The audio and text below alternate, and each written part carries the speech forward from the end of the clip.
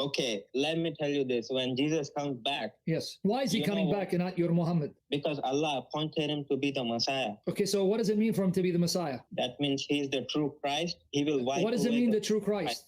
What's the word Christ mean? What's the word Messiah mean? You tell me what that means. Wait, hold on. You just told me he's coming back because he's the true Messiah, true Christ, and I told you what it means, and you don't know? So then how does your answer make sense? You're saying, oh, he's coming back because he's the true Christ, which means that there's something about the name Christ, which is why he's coming back. And when I ask you, well, what does it mean? You don't know?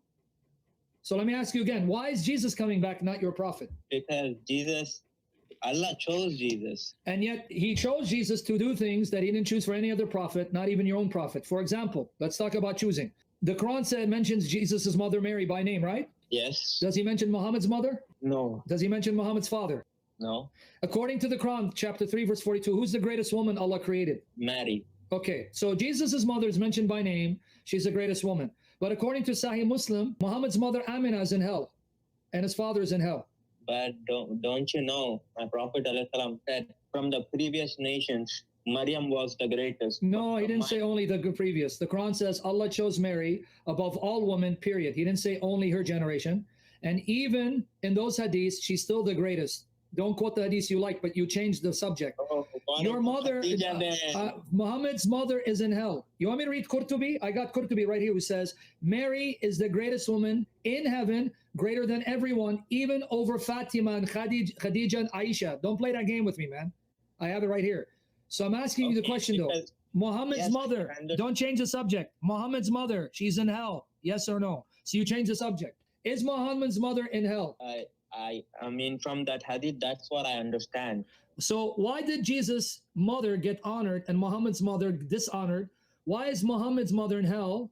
And why is Jesus' mother the greatest woman according to the Quran? Why is he showing such honor to Jesus, but showing such disrespect and dishonor to Muhammad, where he gave Muhammad pagan parents who are burning in hell? That doesn't mean anything. Yes, it does, because he was crying like a baby. In Sahih Muslim, he went to the tomb and he was crying. And the Sahaba said, why are you crying? This is how he honors your prophet? You're not listening. This is how he honors your prophet? I understand, but I want to make a point here. Can you answer that question? Why is she in hell if he's the greatest man and the seal of the prophets? So what? If he's the greatest, that just goes to show how big of a sin shirk is. No, that shows you how much better Jesus is to Muhammad. Muhammad is under the shoes of Jesus. Wait, you're saying he's not better than Muhammad? Are you sure? He's not. You sure? Because my prophet said, me and Jesus are special brothers. And your prophet is deceived because he's no brother of Jesus. He's under the feet of Jesus. And your Quran shows Jesus is better than Muhammad.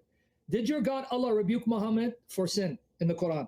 Yes. Did he rebuke Jesus for sin in the Quran? Oh my God. Come on, man. Stop it. Answer me, man.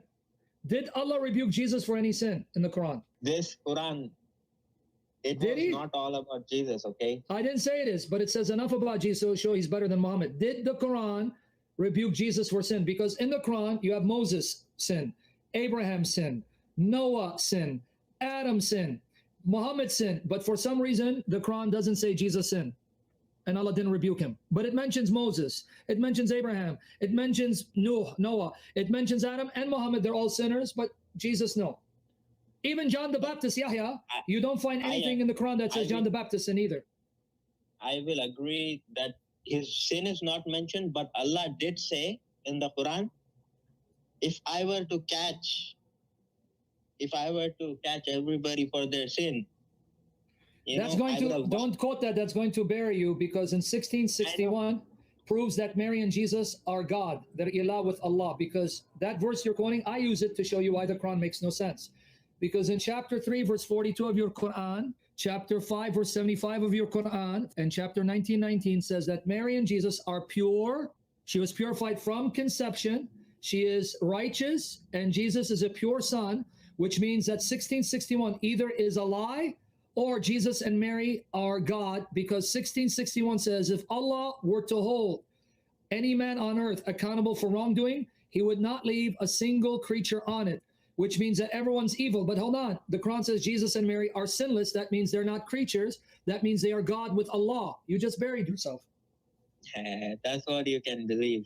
I'm telling you, the Quran says 342, 575, 1919. Jesus, Mary, sinless. In fact, the hadith says that Shaitan, the devil, pricked, touched every baby born of Adam except Mary and her son. Okay. Why? Let me tell you. That means he touched your prophet, right? Because he says all the sons of Adam, when they were born, Shaitan, the devil, touched them, made them cry, except Mary and her son. Where can I find that hadith? Chapter 3, verse 36, and in Bukhari and Muslim. Bukhari and Muslim. You want me to give it to Give you? me the link. Oh, I yeah, want to read it right now. Okay, I give it to you. And then if I show it to you, what are you going to say to me? I mean, I just never read it, so Okay, I want but to read okay, it. what you're going to say to me? I will say to you, probably that happened because he has been appointed. He is There you a go. sign of the day of judgment.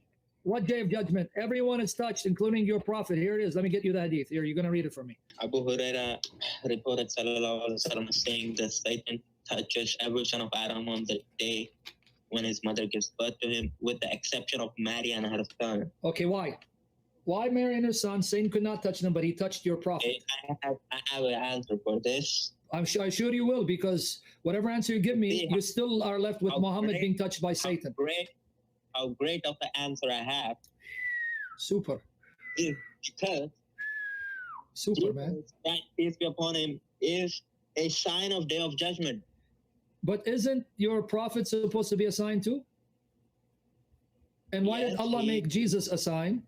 And why is it that Jesus still... is a sign of end of times, you know.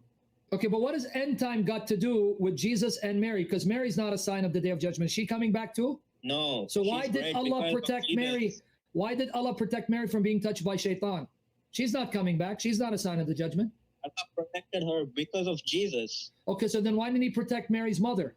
Mary's mother. Because your logic is stupid. If Allah protects Mary from being touched by Satan because she's going to give birth to Jesus, then why didn't he protect Mary's mother because she was going to give birth to Mary? Look, Yeah, I thought so. Mary is not as great as Jesus. I didn't ask that question. Notice your logic. You say now, you change your answer, which is good. I'm recording you. You said, well, the reason why Satan didn't touch Jesus is because he's a sign of the judgment. But Mary's not a sign of the judgment. So why did he protect her? Then your answer was, well, because she's the mother of Jesus. But hold on. If Allah protect Mary from being touched by Satan because she gave birth to Jesus, then why did he protect Mary's mother from being touched by Satan when she was going to give birth to Mary, who's going to give birth to Jesus? Whatever the reasons might be, Yeah, you don't have an answer. Just be honest. Don't give answers that are silly because your prophet didn't give this answer, so you're adding to your prophet. Just say, I don't know. Okay. It's even better for you. okay, I don't know. Okay, so then let's come back to the question. How is Muhammad equal to Jesus when you just saw he's much better than Muhammad according to your Quran, and his mother is much better than Muhammad's mother?